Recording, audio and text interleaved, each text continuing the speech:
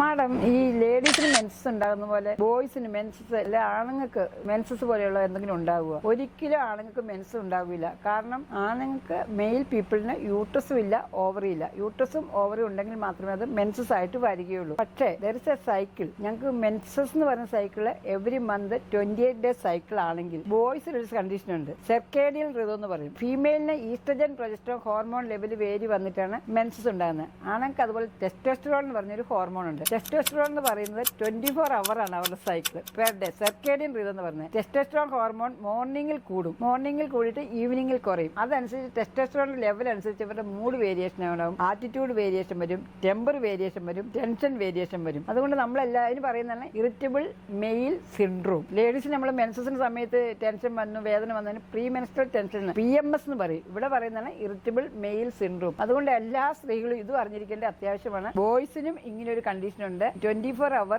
Testosterone vary every day ആണിത്, every month ആണ്. ആ ഡിഫറൻസ് നമ്മൾ അറിഞ്ഞിരിക്കണം.